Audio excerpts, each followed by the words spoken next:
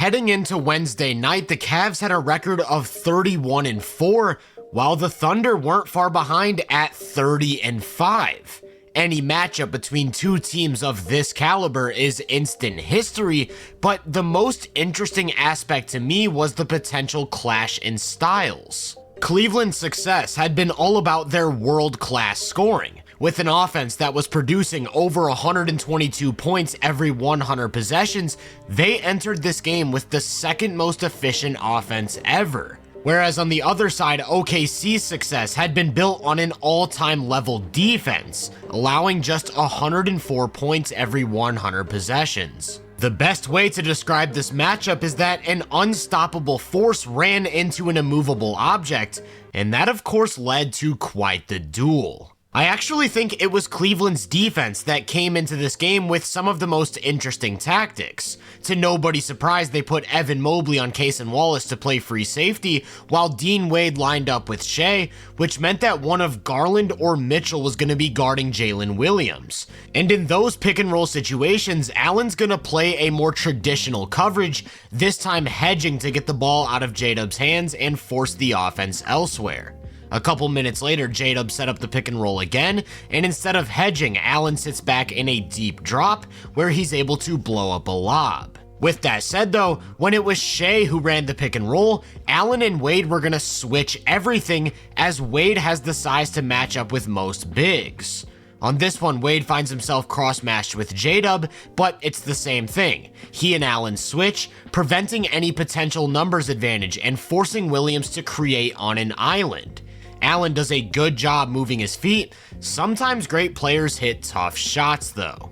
In the event that Allen and Wade were going to switch, then iHeart slipped the screen, that's when Mobley would roam over from the weak side to protect the paint, although that automatic floater serves as a pretty nice counter. The benefit of having Mobley play cleanup like this is the fact that he's one of the best rim protectors on the planet with the physical tools to alter just about every type of shot. You can really see that effect on this one. A staple of OKC's offense is these guard-to-guard screens. Cleveland's also going to switch on all of those. Shea would typically isolate Garland here, but he recognizes that Wallace is on an island, only for Mobley to immediately close that space, stay attached, send a layup off the glass, before getting back up to turn away iHeart. Like I said earlier though, the real battle would come between Cleveland's offense and OKC's defense, and that of course led to some interesting possessions as well.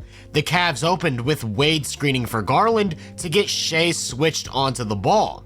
From there, they can set up their traditional spread pick and roll. Garland finds Allen in the short roll, who immediately moves it to Wade in the corner, and they've got an open three. About a minute later, they ran a pretty similar set, with Wade setting the initial screen before Garland gets the ball from Allen, but this time Cason Wallace stays glued to the ball while iHeart plays the lob in a drop.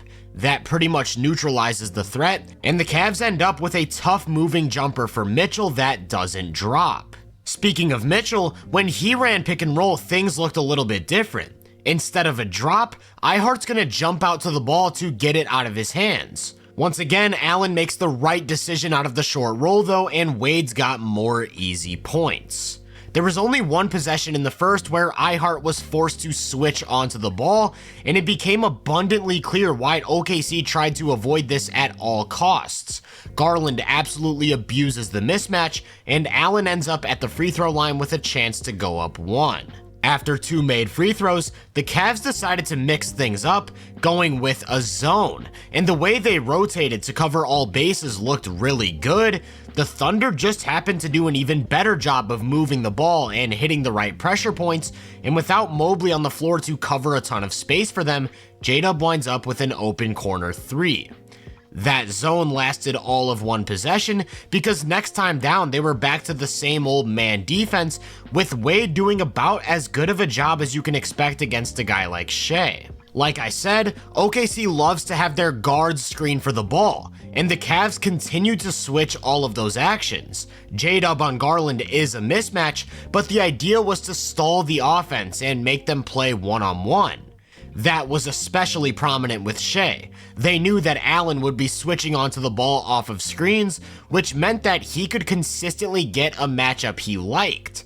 That's kind of scary because Shea's an all-time isolationist, which means that if you keep giving him favorable switches, he's gonna get his. Not only is he gonna create for himself, he's gonna put a ton of pressure on the paint, so as long as OKC shooters are hitting, their offense is gonna start rolling. At one point, the Cavs actually did try putting 2 on the ball to get it out of his hands, but just like with the zone, they moved the ball really well, and J-Will ends up with a great look from the corner. So unfortunately, they sort of had to live with Shea doing his thing in hopes that they could make up that ground on offense.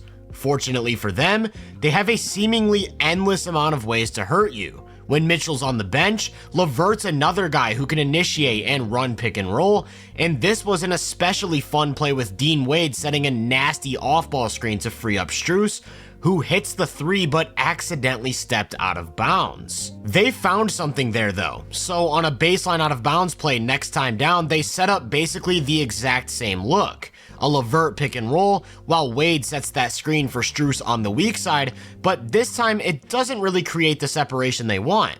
No worries though, as LeVert can just reset the 2-man game with Allen in the middle, where he turns the corner and throws a big time lob. I actually want to go back to Strus for a second, because when his shot is falling, he can be a legitimate offensive option. One thing they really like to do is run him off of handoffs, and if he has any space at all, he will turn and shoot on the move. Strus is also a good enough ball handler and passer to set up action when needed, while the center on the floor, Mobley, is versatile enough to curl off a screen and turn into a mid-range jumper. Real quick though, I want to rewind a few minutes back to a Garland play. A staple of Cleveland's offense is double drag, with a wing setting one screen while the big either sets a second or slips down the lane.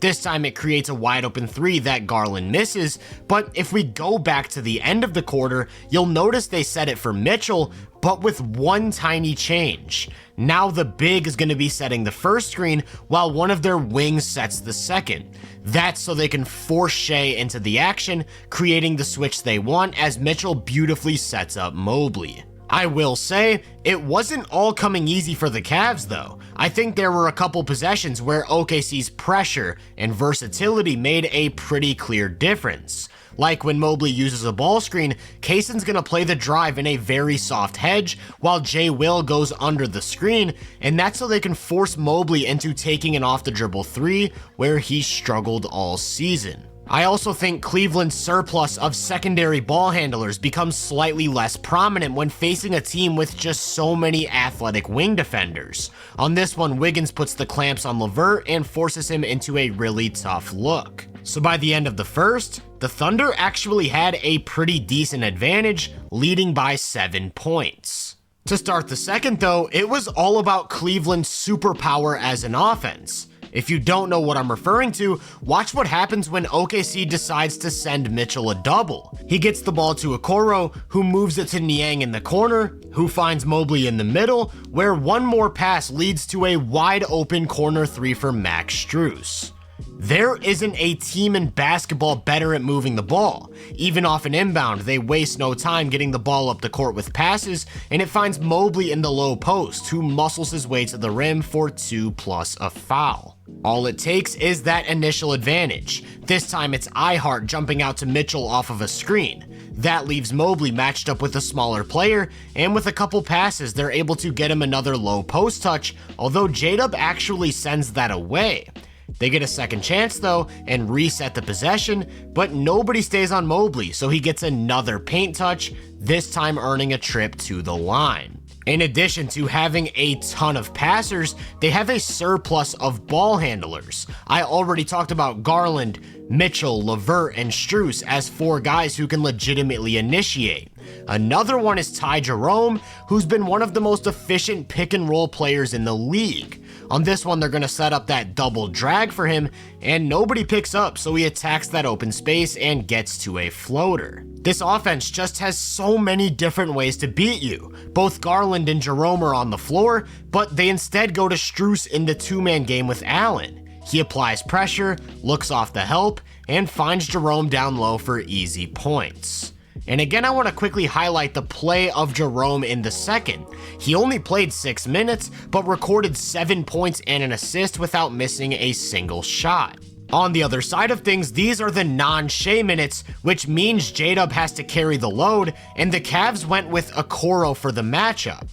Okoro isn't a super high minute player, but he is arguably their best perimeter defender. And I don't just mean on the ball. If Garland's at the point of attack, Mobley's still going to be playing the pick and roll in a drop. That means the shovel pass to Ihart is available, only for Okoro to cheat over and take it away.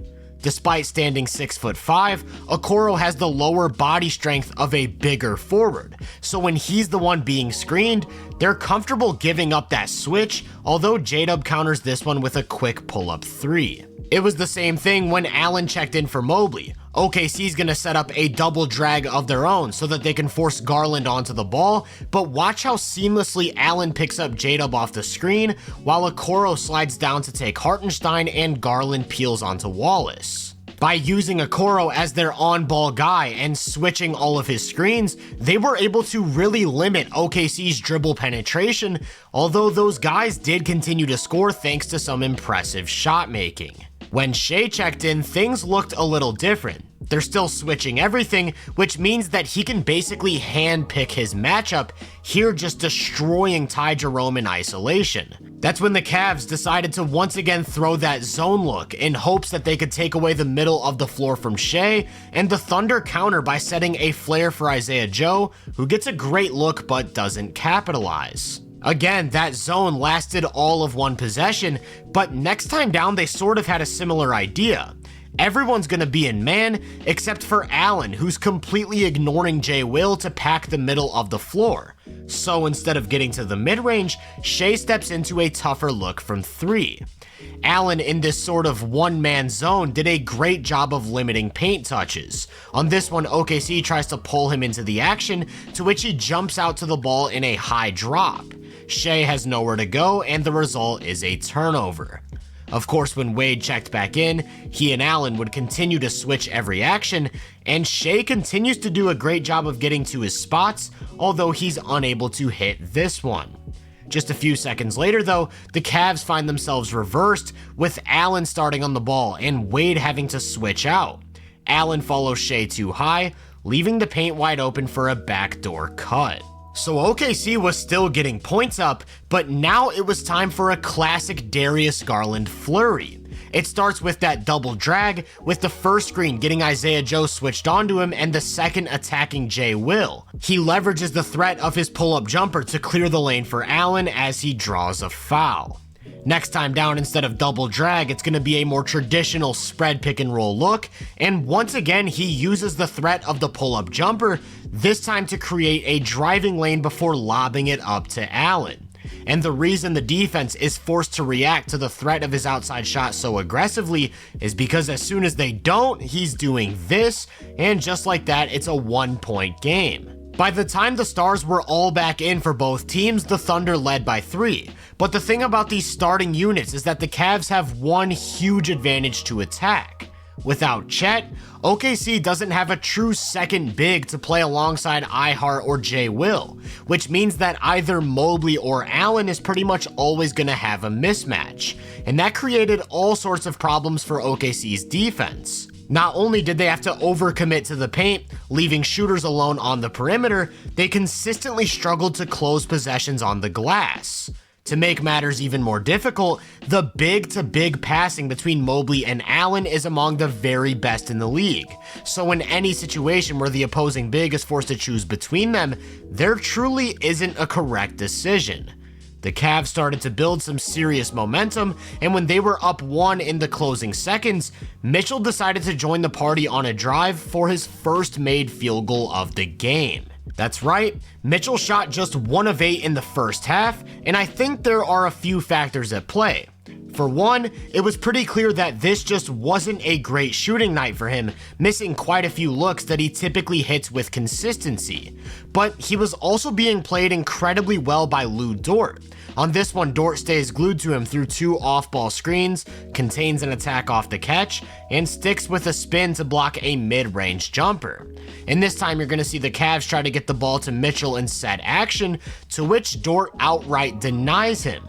They're forced to swing the ball to the opposite side, and Donovan never got a touch. To be fair though, I do think it's important to mention that despite shooting poorly, he still generated paint touches with great consistency, and he still made a ton of nice plays to create for the guys around him, so it's not like he was at all a non-factor. Going back to the end of the second though, this half was closed out by Cleveland's defense. Every now and then you're going to have to live with one of those tough Shea buckets, but the idea was to make things as difficult as possible. They're going to switch OKC's guard-to-guard screens while both Mobley and Allen overplay the paint, taking away any potential shots at the rim. My favorite part about the defense though was the way they mixed things up and got creative. Next time down, Shea's expecting a switch, so when Garland blitzes out of nowhere, he panics and makes a poor pass to the wing. Then on the next one, they go back to that zone for a possession, and this time they execute it to literal perfection. Great rotations and closeouts to not give up the 3, not letting the ball touch the middle of the floor, and the result is a tough look for Shea. So by the end of it all, the Cavs had won the second quarter by 10 points, now holding a 3-point lead at the break. The Thunder had an immediate response though, as they came into the third on an absolute heater. Not much changed for either team from a schematic standpoint. Shea's still going to get the switch onto Allen and do his work one-on-one, and when it's J-Dub who sets up the 2-man game, Allen's going to continue to sit back in that drop, to which iHeart counters with the floater. And I actually want to give a little more focus to iHeart's floater because it can't be overstated how nasty of a shot that is when you're going up against a defense that's packing the paint with multiple rim protectors. I'd say these minutes were more about J-Dub than anyone else though. He continued to attack Allen in that drop, and when Mobley parks in the paint to take away the drive, he rises up for a tough jumper. So the Cavs made their first big adjustment, putting Mobley on J-Dub to match up a little bit better physically, and on the first possession it seemed to work, only for the Thunder to come down and go right back to having Shea hunt the Allen switch before getting to a step back 3 in isolation. As for OKC's defense, they still had no answer for Darius Garland. When he sets up pick and roll, iHeart's gonna jump out to the ball in a hedge, but with no second big behind the play, Allen has an automatic mismatch out of the short roll. So next time down, instead of a hedge, iHeart's gonna drop to avoid the mismatch while J-Dub cheats over as the low man, and it looks like all bases are covered, only for them to realize that you can't leave Mobley alone in the corner. It wasn't just pick and roll with the big though. They're a lot more creative than that. This time you're going to see Wade screen for Garland to get the switch they want, and he immediately turns the corner on a drive where there's nobody to stop him from getting to the rim. So on the very next possession when Wade screens again, instead of giving up the switch, Shea's going to step up to the ball in a hedge, which leaves Wade open for a brief moment on the wing as he buries a triple. This play right here was my personal favorite though. It looks like Mitchell's gonna set up the pick and roll with Allen, but that's actually a decoy to set up Garland off a flare screen from Mobley. They switch, he turns the corner, and he once again touches the paint for 2 plus a foul. Clearly, OKC had to make an adjustment, so this is when they decided to try out a zone. But remember what I said about Cleveland's passing. They absolutely diced this up with ease. It's the same thing on this one. They use Wade as a screener to force 2 on the ball for a brief moment, and that's the initial advantage they need to start moving the ball around the perimeter. Garland attacks open space and drops it off to Allen, who gets easy points at the rim. Even when the Thunder went back to man and increased their ball pressure, iHeart's gonna hedge the screen, so Garland gets it to Allen in the short roll, who immediately kicks it to Strus. But the ball isn't done moving. He fires a bullet to LeVert down low, who throws one more pass to Wade in the corner, and that's about the best shot you can get. He misses, only for Allen to pull down an offensive rebound and put it back up for a trip to the line. Now feels like a great time to mention the caliber of third quarter Allen had. 9 points, 3 offensive rebounds, just completely feasting on the fact that the Thunder seriously lacks size. He was also the key to their defense. Shea checked out, which meant that Wade took the J-Dub assignment, and you're still going to see them switch Allen onto the ball, but it's a lot different because Williams just simply isn't the isolation scorer or creator that Shea is. So next time, instead of running through J-Dub, they go to Case and Wallace in hopes that they can take advantage of Allen and drop coverage, only for him to completely erase the paint, not just from the drive and the roll, but a cutting Lou Dort as well. A couple minutes later, they again went to the zone, and just like that last possession, their rotations are basically perfect. J-Dub ends up isolating Strus, but with Wade and Allen packing the paint, the best shot he can get is a fall-away midi. I will say though, the Thunder found a way to put together a decent stretch of points late in the third. iHeart grabbed a few second chance opportunities, and as a team they moved the ball really well, this time resulting in an open Wiggins 3. They also did a good job of playing with pace whenever they could, which J-Dub was once again right at the center of. There was really only one adjustment for the Cavs to make, whereas they typically have no problem switching Mobley onto the ball in these lineups, they needed to keep him on iHeart to control the paint and the glass. What stole the show late in the third though was when Donovan Mitchell went into attack mode, putting together by far his best stretch of the game. It started with a high pick and roll. iHeart's getting ready to hedge, so Mitchell takes advantage of that open space on a drive, goes to his signature high gather to get the ball across the middle, and kicks it out to LeVert in the corner for a big time 3. Less than a minute later, they're going to set up the offense in horns with a screen on either side, and you'll notice that iHeart's no longer on the floor. All three of OKC's wings are ready to switch, so Mobley slips down the lane, draws help from the corner, and moves it over to Strus for another high-quality 3. That isn't how the Cavs attacked this smaller lineup though. The way they did that was by sticking Mobley in the dunker spot and having one of their wings screen for Mitchell on the ball. And the reason that's so effective is because if Mitchell's able to get downhill, OKC doesn't have a real big, so they have to overcommit to Mobley down low. That means it's a real easy kickout pass to a high percentage shooter as LeVert knocks down another 3. Next time down, they set it up again, and Dort tries to sell some contact, but there's no call, and now that he's out of the play, Mitchell has the switch he wants. He gets to that vicious step back, and finally hits his first 3 of the game. It was pretty much the exact same play on the final possession of the third, with the switch onto Joe into an isolation as he gets to a step back 3, but this one doesn't drop, and it remains a 1-point game with 12 minutes to go. OKC opened the fourth with that same small ball lineup on the floor, and the Cavs got right back to attacking. Multiple bodies have to follow Mobley wherever he goes, which means that shooters are going to continue to be left open. It's also a lot easier to score at the rim when you don't have to worry about any big rim protectors. Just look at this play. While Dort's busy battling for position with Mobley, Strus only has one man to beat as he gets to a layup. What the Thunder really didn't have an answer for though were those Mobley mismatches. He knows they're going to switch every action, so by slipping the screen early, he's able to catch the ball in close where basically nobody can stop him. With all of that said though, it was actually the Cavs defense that completely took over the fourth, and it was the result of one key adjustment. They're still going to switch anyone onto Shea, but now they're going to have a second wing defender load up to get the ball out of his hands.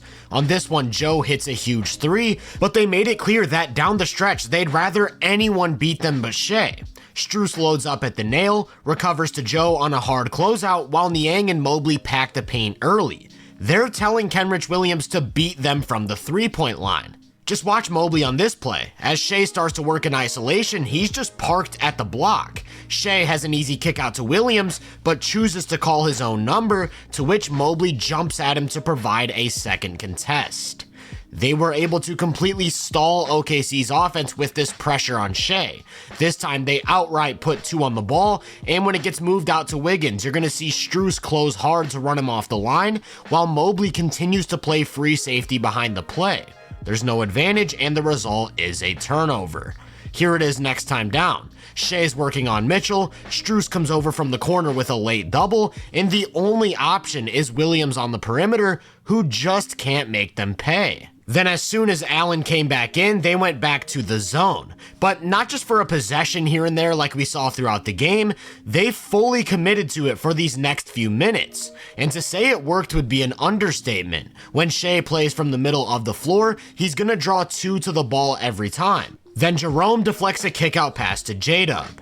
Here's another example. Shea sets up the offense, and now they're gonna have J-Dub clear out to hopefully create some space on the wing, but everyone just moves on a string to cover every inch of the perimeter, while Allen takes away the middle to force a 3rd straight turnover. However, I do think OKC had a really nice counter. Because the Cavs are having that second wing defender play the middle so aggressively, iHeart's gonna screen the ball to force that guy to commit. That leaves an easy pass to J-Dub, who now has space to attack on a drive, where he dumps it off to the big man for that signature floater. They also countered by speeding up their offense, attacking before the zone can set up, and when the Cavs are in man, that's when Shea can do what he does best as a one-on-one creator. Unfortunately for the Thunder though, as soon as they found some offense, it was time for the Ty Jerome minutes, who would absolutely torch them in the pick and roll. I can't say enough good things about the luxury of having a guy like Jerome off the bench who can handle the ball, attack the big and drop coverage, and consistently get to his floater. He had 8 points in less than 6 minutes in the fourth, and he was doing so well in fact that they actually left him on the floor when the rest of the stars came in. Now it was time for the Cavs to play their final chess piece. Allen and Mobley on the floor together, fully committing to the 2-3 zone, and they basically played the best defense you could possibly expect. Then they turned that defense into offense by playing fast, as Garland finds Mitchell in the corner for the biggest shot of the game. Shea is just such a tough bucket though, that no matter how well the defense plays him or how much they pack the paint, he's gonna find a way to get to his spots and produce. But just look at this zone defense. OKC goes back to that counter of having iHeart screen to create the pass to the wing, and Allen closes out hard from the paint to run Dort out of the corner. He drives and kicks it out to Wallace, prompting a hard closeout from Mobley. Then by the time Dort drives again, he's running back into Allen down low, and the only option is a pull-up jumper. On the other side of things, iHeart continued to defend Garland's pick and roll in a hedge, but like I said earlier, that big-to-big passing without a second rim protector is automatic offense. So what the Thunder did is they switched iHeart onto Mobley. But the Cavs just had Mobley screen instead, and it's basically the exact same thing as he catches it in the short roll and relentlessly attacks the rim. After a made free throw, the Cavs found themselves up 4, and that's when the Thunder went back to that zone beater. Like clockwork, J-Dub attacks and finds Hartenstein for yet another floater. Then on defense, they finally abandoned the hedge after getting torched time and time again. When Garland comes off a screen, iHeart's gonna pick him up on a switch. That way, instead of a numbers advantage, they can live with the results of an isolation. Garland misses a step back 3, but remember what I said about OKC's lack of size. Allen drew a foul in pursuit of an offensive rebound, and after missing the second free throw, Mobley tipped it back out for a third opportunity. Mitchell sets up pick and roll, misses a tough shot, only for Allen to then secure a fourth opportunity. There isn't much clock left though, so Mobley has to chuck a 3, and in pursuit of another offensive rebound, Mitchell gets called for a foul. But he signals for a review, and the Cavs win the challenge, so they are now on their 5th opportunity to score. This time they're going to keep it simple, a middle of the floor isolation for Mobley against iHeart as he gets to the rim and puts them up 5. OKC had the zone figured out though. That zone beater had worked twice to near perfection, and they went back to it on the next play. But now Allen sees it coming and makes an incredible read to sprint up to iHeart from the block, closing that space for the floater. Then the Thunder don't really have anywhere to go. Shea is forced to turn the corner and go at Allen with the shot clock dwindling, while Mobley waits under the basket to play cleanup. Now OKC desperately needed a stop to stay alive, and the added pressure they put on the ball basically stalled all of Cleveland's action. It was on Garland to create something one-on-one against Wallace, and that's exactly what he did, using that shifty handle of his to get into the paint and score at the rim.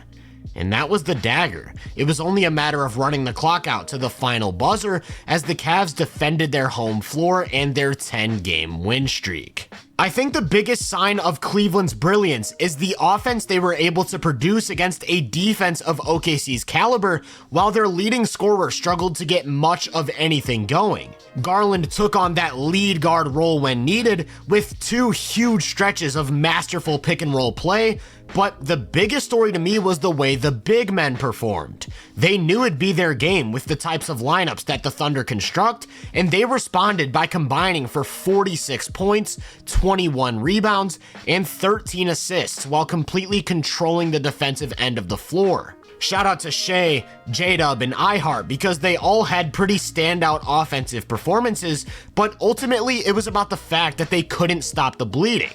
I'm sure things look a lot different with Chet available, but that doesn't take away from the machine that is the Cavs. They're one of the best offensive teams ever, no matter how you slice it.